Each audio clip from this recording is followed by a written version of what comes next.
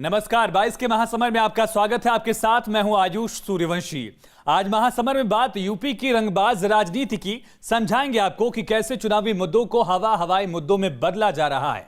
नमस्कार, और मैं हूं आपके साथ आशीष पांडे। साथ ही यह भी बताएंगे कैसे 22 के महासमर को जीतने के लिए बीजेपी महारणनीति पर काम कर रही है और उत्तराखंड में कैसे तीर्थ पुरोहितों ने बीजेपी के खिलाफ मोर्चा खोल दिया है। लेकिन बात सबसे पहले रंगबाज राजनीति की।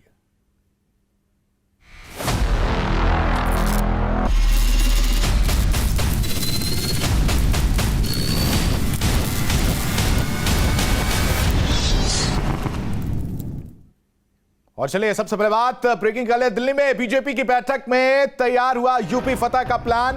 बीजेपी के दिग्गजों को दी गई बड़ी जिम्मेदारी। गोरखपुर कानपुर के बूथ अध्यक्षों की बैठक लेंगे जेपी नड्डा। ब्रज और पश्चिम के बूथ अध्यक्षों की बैठक लेंगे अमित शाह। काशी और अवध के बूथ अध्यक्षों की बैठक राजनाथ सिंह लेंगे। तो जेपी नड्डा को 22 तारीख को गोरखपुर पहुंचना था और गोरखपुर के साथ साथ कानपुर और बुंदेलखंड की वो बैठक लेने वाले थे, लेकिन बड़ी जिम्मेदारी दी गई है अमित शाह को। ब्रिज और पश्चिम के बूथ अध्यक्षों की बैठक लेंगे और साथ ही काशी और अवध के बूथ अध्यक्षों की जिम्मेदारी, दरअसल बैठक राजनाथ सिंह लेंगे। ये बड़ा प्लान है, खास करके कार्यकर्ताओं का मोराल बढ़ाने के लिए। कार्यकर्ताओं से सीधे जब बड़े नेता रूबरू होंगे बूथ अध्यक्षों से, तो इससे जीत का मंत्र सीधे बूथ तक पहुंचाने की कोशिश। राष्ट्रीय अध्यक्ष गोरखपुर और कानपुर जा रहे हैं। माननीय राजनाथ सिंह जी अवध और काशी में जा रहे हैं। दो क्षेत्रों की बैठक में आदरणीय अमित शाह जी। ऐसे प्रोग्राम बना हुआ है और संगठन की विधिवत चर्चा हुई है। राजनीतिक, सामाजिक और संगठनात्मक क्या गतिविधियां चल रही हैं, ये सभी बिंदुओं पर चर्चाएं हुई हैं। बीजेपी के विभिन्न प्रकार के कार्यक्रम चल रहे हैं, जो रैलियां संपन्न हुई है और जो भविष्य में कार्यक्रम होने हैं, ये सभी बिंदुओं पर चर्चा हुआ है। फोकस किया गया है कि जो बूथ अध्यक्षों का सम्मेलन है 6 क्षेत्रों का, इसमें बूथ अध्यक्ष यानी रैली जैसा एक तरह बूथ अध्यक्ष ही कार्यक्रमों में व्यवस्थित रूप से उनका रजिस्ट्रेशन हो व ठीक ढंग से बूथ अध्यक्ष शामिल हो। चलिए सीधा रुख करेंगे राजधानी दिल्ली का। संवाददाता निशांत राय हमारे साथ लाइव कनेक्ट हो चुके हैं। निशांत, बैठक से एक बड़ी जानकारी जो मिलकर सामने आ रही है अभी फिलहाल कि जेपी नड्डा, अमित शाह और साथ साथ राजनाथ सिंह अलग अलग प्रांतों के बूथ अध्यक्षों की बैठक लेंगे। इसके अलावा भी कोई और जानकारी, फैसला लिया गया इस तरह का और कोई? देखिए, बैठक में एक तो फोकस किया है खासकर बूथ पर और बूथ को किस तरीके से मजबूत किया जाए, इस पर चर्चा की गई है।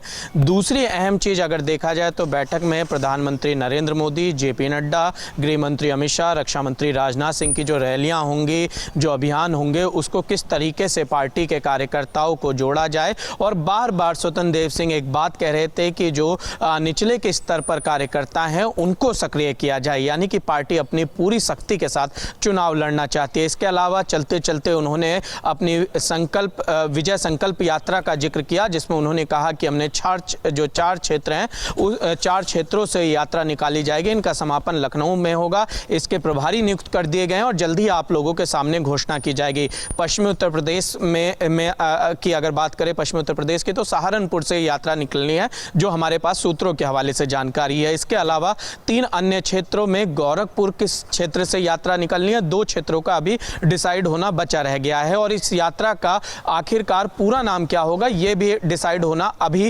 रह गया है, जिसको स्वतंत्र देव सिंह ने कहा है कि जल्दी आप लोगों के सामने रखा जाएगा। कुल मिलाकर आज की बैठक का जो एजेंडा था वो बूथ अध्यक्ष थे कि बूथ अध्यक्षों तक पार्टी की नीतियां और पार्टी किस तरीके से भविष्य में चुनाव में आगे जाएगी, उनको उन तक पहुंचाने की क्या प्रक्रिया रहेगी, इस पर चर्चा हुई। और कार्यकर्ताओं का मोराल बढ़ाने के लिए खुद जब गृह मंत्री अमित शाह जा रहे हैं, बीजेपी के राष्ट्रीय अध्यक्ष जेपी नड्डा जा रहे हैं, रक्षा मंत्री राजनाथ सिंह है। ठीक है। तमाम जानकारी के लिए निशांत आपका बहुत शुक्रिया। तो बीजेपी यूपी चुनाव को लेकर दिल्ली में मंत्रणा कर रही है, तो वहीं विपक्ष ने इस पर सियासत शुरू कर दिया। आयुष, समाजवादी पार्टी और कांग्रेस ने विपक्ष पर निशाना साधा है, सुनिए। भारतीय जनता पार्टी का शीर्ष नेतृत्व भी समझ चुका है कि उत्तर प्रदेश में योगी सरकार की जमीन दरक गई है। खोता हुआ विश्वास और बिखरता हुआ जनाधार को बचाने के लिए कार्य समिति की बैठक करे, उत्तर प्रदेश के और कोई नई घोषणा करे, देश के प्रधानमंत्री घोषणा करें। और सवाल इस बात का है कि उनकी सरकार झूठ कितना बोलती है।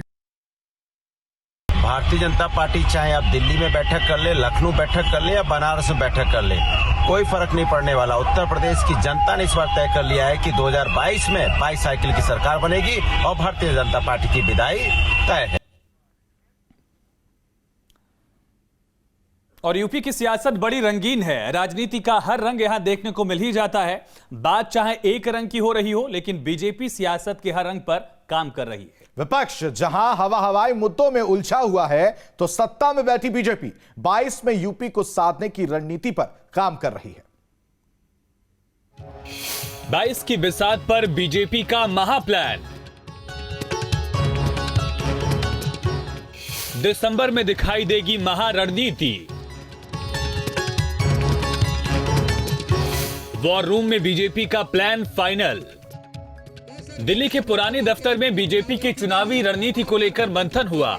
चुनाव अभियान, पार्टी के कार्यक्रम और जमीनी मुद्दों को लेकर यूपी बीजेपी के दिग्गजों ने पार्टी अध्यक्ष जेपी नड्डा के साथ मंत्रणा की। पीएम के आगामी दौरे को लेकर भी यहां पर चर्चा की गई। हालांकि उत्तर प्रदेश को लेकर भाजपा लगातार सक्रिय नजर आ रही है। प्रधानमंत्री नरेंद्र मोदी, गृह मंत्री अमित शाह और बीजेपी के राष्ट्रीय अध्यक्ष जेपी नड्डा लगातार उत्तर प्रदेश के दौरे पर हैं। लेकिन मीटिंग इस लिहाज से महत्वपूर्ण हो जाती है क्योंकि भविष्य की आखिर क्या रणनीति होगी।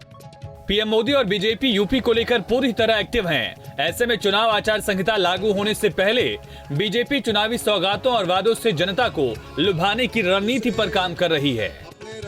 जहां एक के बाद एक पीएम मोदी के कई कार्यक्रम हैं, वहीं दिसंबर महीने की पूरी रणनीति भी तय हो गई है। 19 नवंबर को पीएम मोदी महोबा दौरे पर रहेंगे। 6,250 करोड़ रुपए की विकास परियोजनाओं का उद्घाटन करेंगे। इन परियोजनाओं से महोबा, हमीरपुर, बांदा, ललितपुर जिलों में सिंचाई की सुविधा मिलेगी। 20 से 21 नवंबर को डीजीपी कॉन्फ्रेंस में शामिल होंगे। 21 नवंबर को लखनऊ से बांदा जाएंगे। 25 नवंबर को ग्रेटर नोएडा का दौरा प्रस्तावित है, जहां पीएम मोदी जेवर एयरपोर्ट का शिलान्यास करेंगे।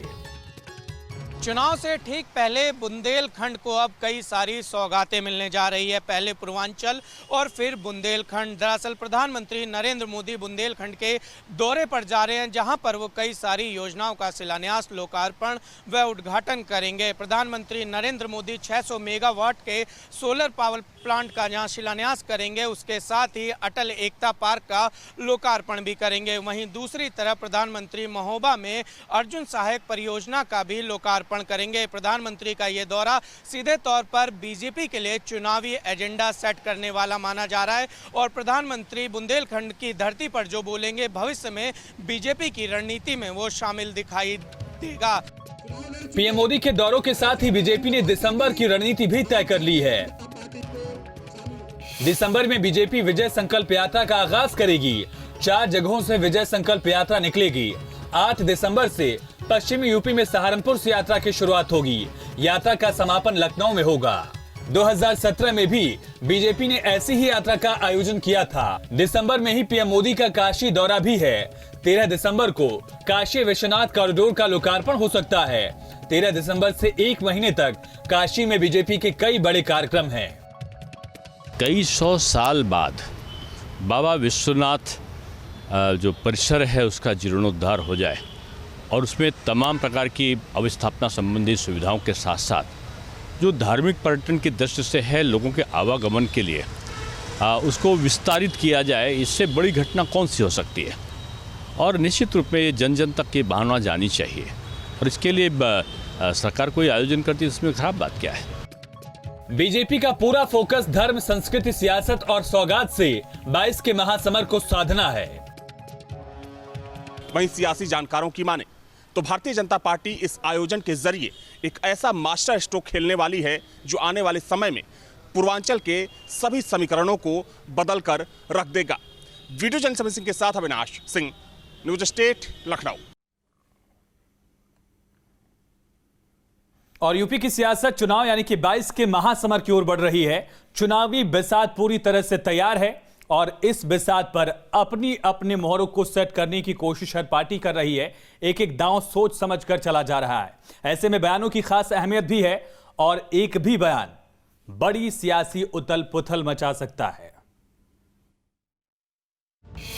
पहले जिन्ना से इकरार, जवाहरलाल नेहरू जिन्ना एक ही संस्था में पढ़कर के बैरिस्टर बनकर के आए थे। अब भगवा से इनकार, एक रंग वाले कहीं जीवन में किसी के रंग नहीं ला सकते। जमीन से नदारद टीपू, लेकिन ये लोग समझे कि यात्रा यहीं खत्म हो गई है। यात्राएं चलती रहेंगी और यात्रा तब खत्म होगी जब साइकिल की सरकार लखनऊ में होगी। हवा में रंगबाज अखिलेश, ये वही लोग हैं जिन्होंने कहा था कि किसान को, गरीब को जो हवाई चप्पल में चलता है उसे हवाई जहाज में बैठाएंगे। 22 का महासमर जैसे जैसे करीब आ रहा है, सियासी बयानबाजी का दौर चरम पर है। कभी अखिलेश तो कभी राजभर। कांग्रेस भी विवादों की राजनीति में कहां पीछे है। जिन्ना का जिन अभी पूरी तरह से सियासी चिराग में वापस गया भी नहीं था कि रंगों पर राजनीति शुरू हो गई। एसपी अध्यक्ष अखिलेश यादव ने एक बार फिर तमाम रंगों को लेकर सियासत में एक नई बहस को छेड़ा है। ये लाल, पीला, हरा, नीला सब रंग का इंद्रधनुष हमें दिखाई दे रहा है। ये एक रंग वाले कहीं जीवन में किसी के रंग नहीं ला सकते।